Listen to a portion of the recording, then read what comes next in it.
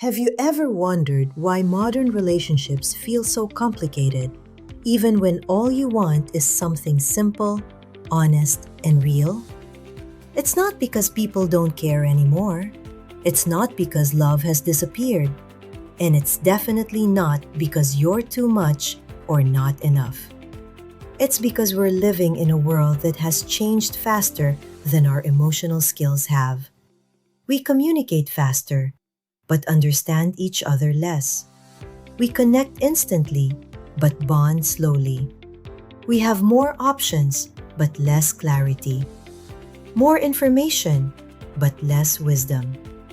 And somewhere in the middle of all this noise, many of us are quietly struggling. Not because we're broken, but because no one ever taught us how to navigate love in a world like this.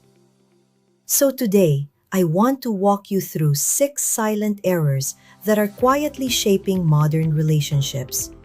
6 patterns that almost everyone falls into without even realizing it. 6 truths that can help you understand yourself and the people you love in a completely new way.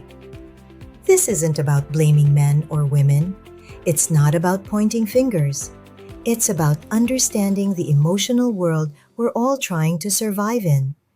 And if you stay with me until the end, I promise you'll walk away with something deeper than advice. You'll walk away with clarity, compassion, and a little more strength than you had before. Let's begin. Silent error number 1 is something almost everyone struggles with, and most people don't even realize they're doing it. Reactive communication. In today's world, we respond fast, sometimes too fast. We text before thinking, we reply while emotional, we interpret messages through anxiety instead of clarity, and we assume the worst long before we ask a single question. It's not because we're dramatic, it's because we're overstimulated.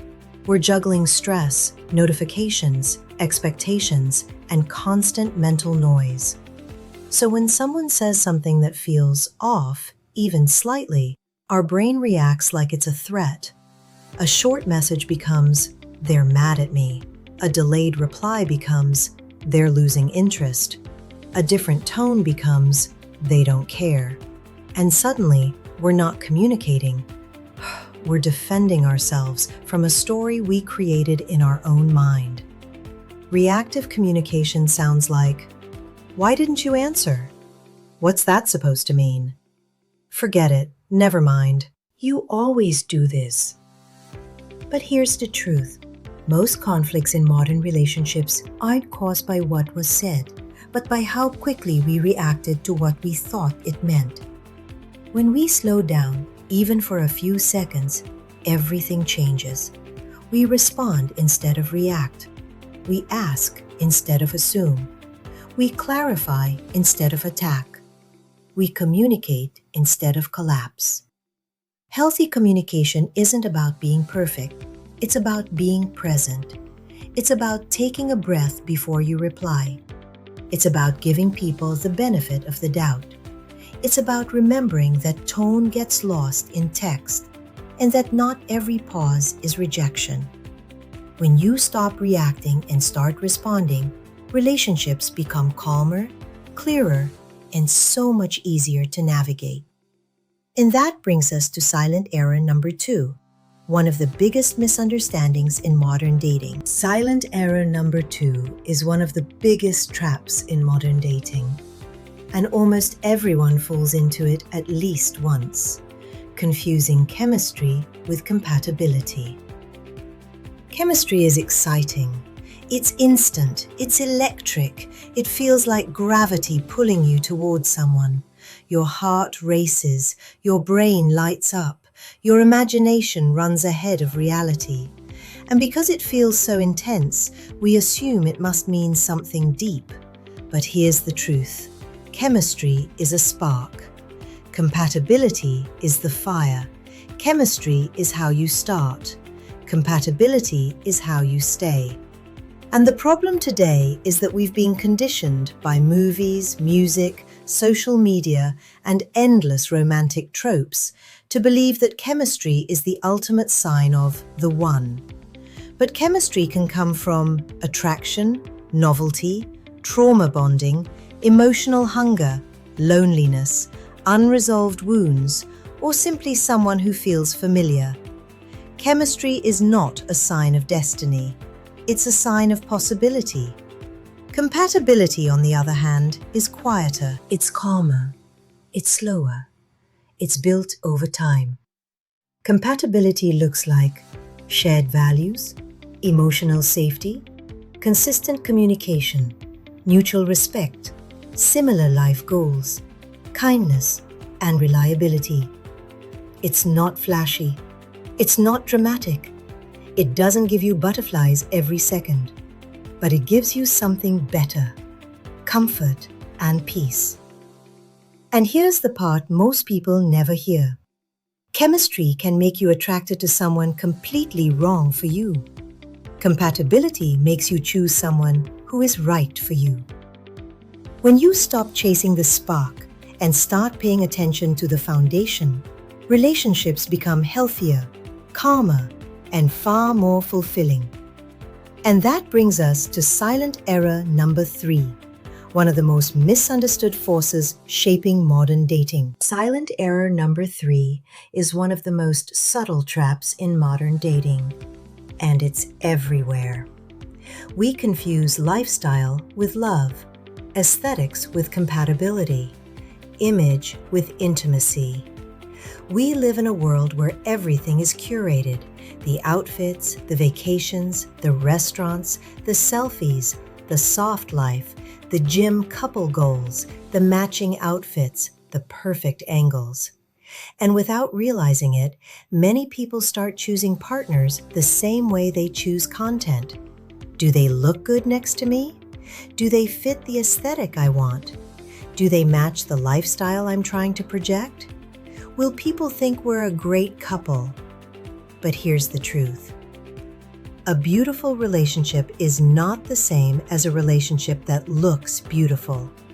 Someone can have the perfect smile, the perfect body, the perfect apartment, the perfect Instagram feed, and still be emotionally unavailable, inconsistent, or unkind. And someone with a simple life, a quiet presence, and no curated aesthetic at all can give you the most peaceful, loyal, emotionally safe love you've ever known.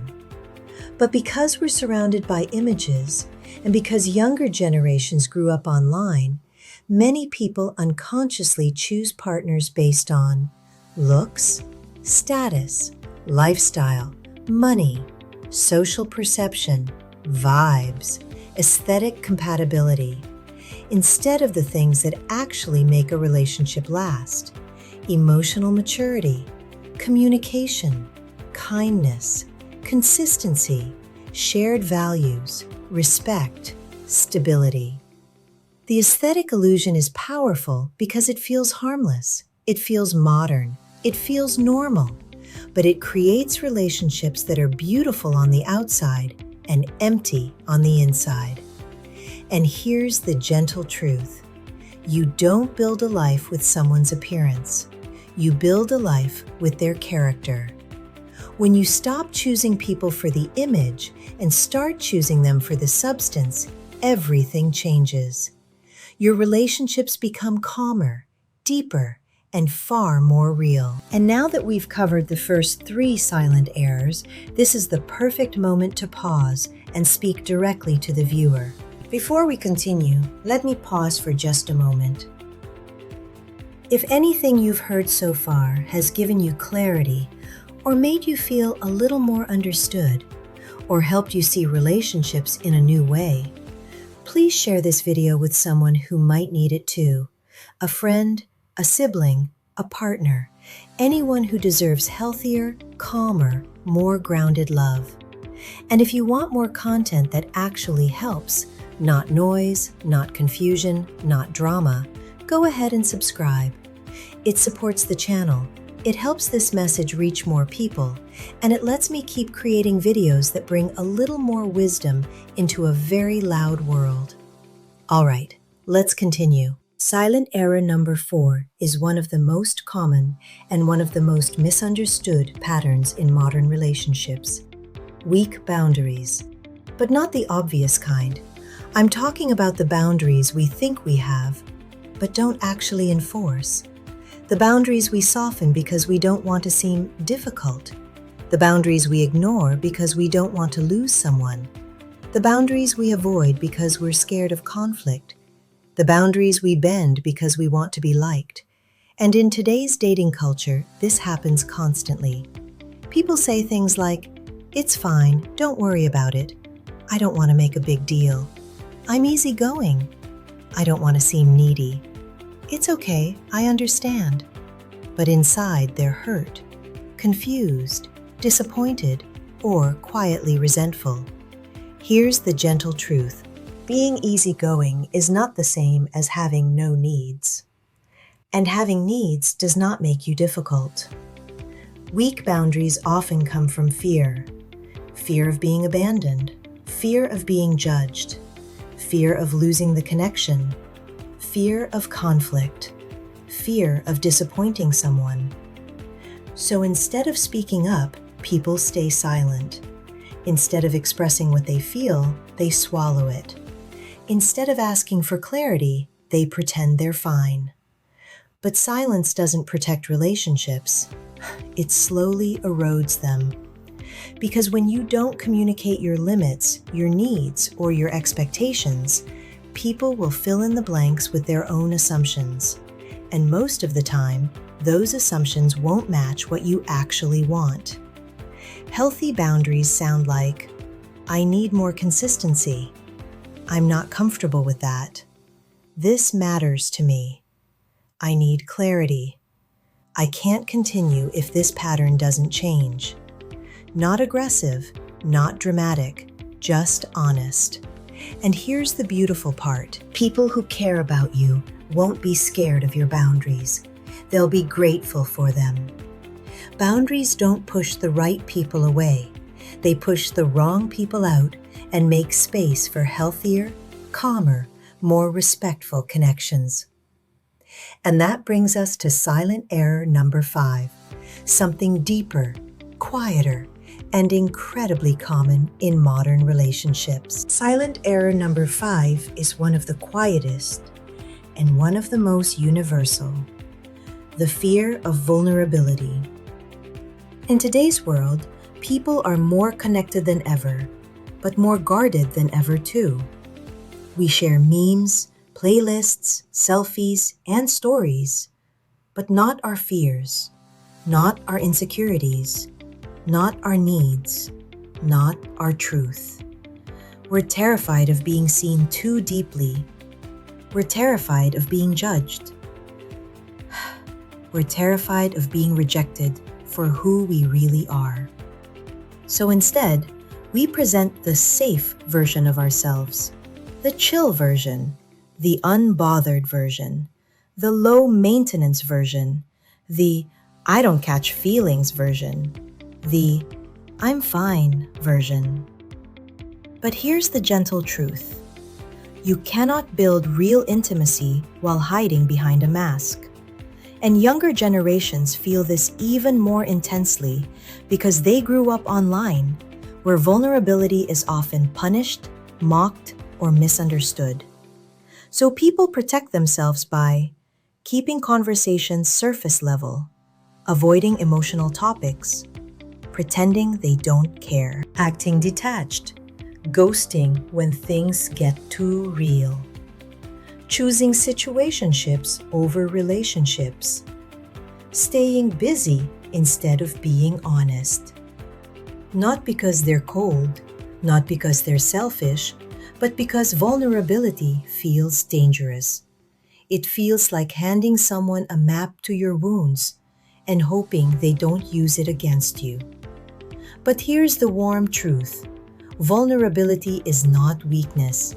It's the doorway to connection. It's how trust is built. It's how love grows. It's how two people move from talking to truly knowing each other. And vulnerability doesn't mean oversharing. It doesn't mean trauma dumping. It doesn't mean exposing everything at once. It simply means being real. Saying things like, "That hurt my feelings. I like you. I'm scared of losing this. I need more clarity. This matters to me." Soft truths, human truths, the kind that make relationships feel alive. Because when you allow yourself to be seen, you give the other person permission to be human too. And that brings us to silent error number 6, the one that affects younger generations the most, and the one we need to approach with honesty and compassion. Guys, this last section might be the most challenging, but it's crucial to address because it not only impacts your relationships, but also hinders your overall happiness. So take a seat, buckle up, and get ready, as this is going to be a steep drop on this roller coaster ride. Silent error number 6 is delicate, and it's one of the most important truths affecting younger generations today: the loss of emotional resilience. What some older generations quietly call the crystal generation.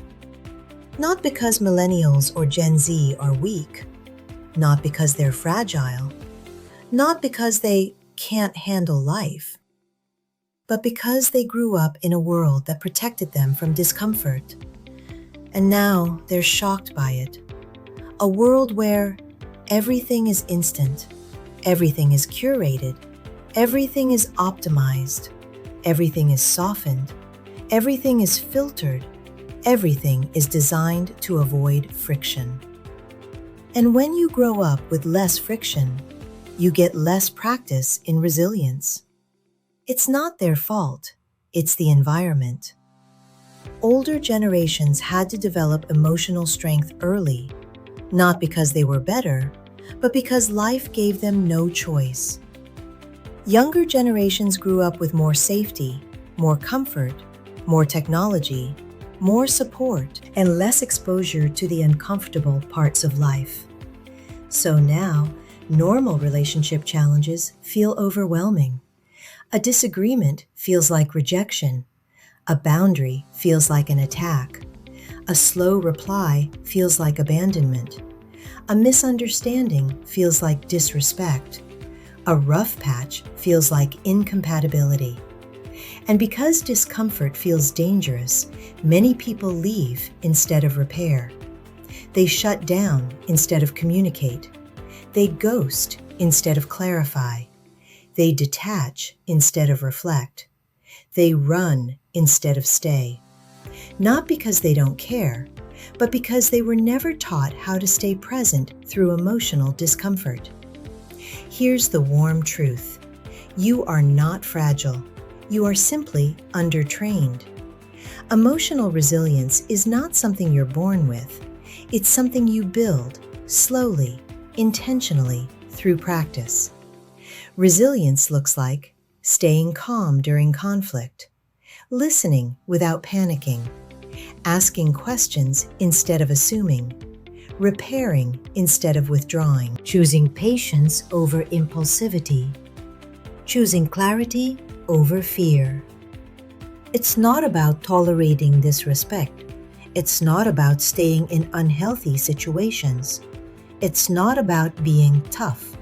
It's about being steady. It's about being able to feel discomfort without collapsing under it. And here's the beautiful part. Resilience makes love easier. It makes relationships calmer. It makes life less overwhelming. Because when you're emotionally strong, you don't break at the first sign of difficulty.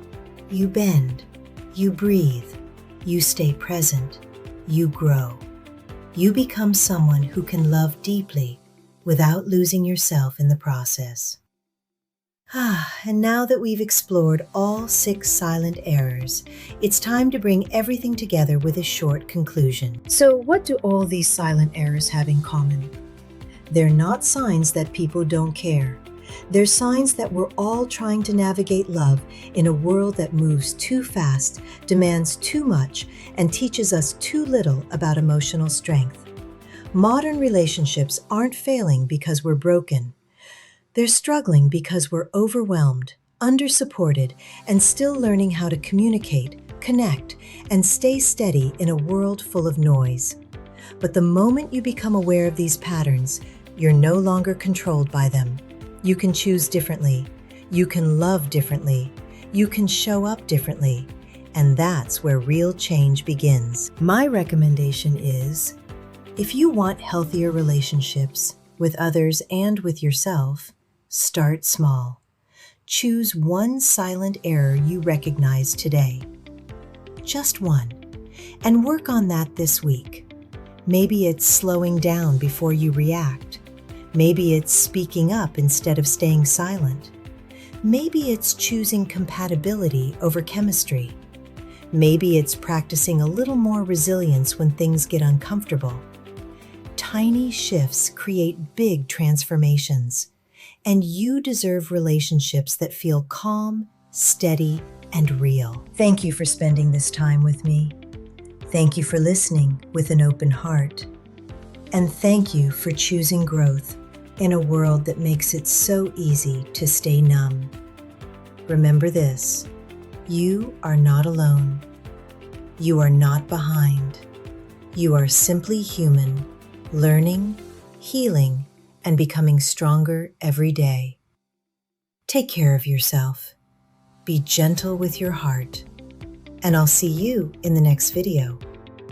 Until next time, and as I always say, keep growing. Your best and future self awaits.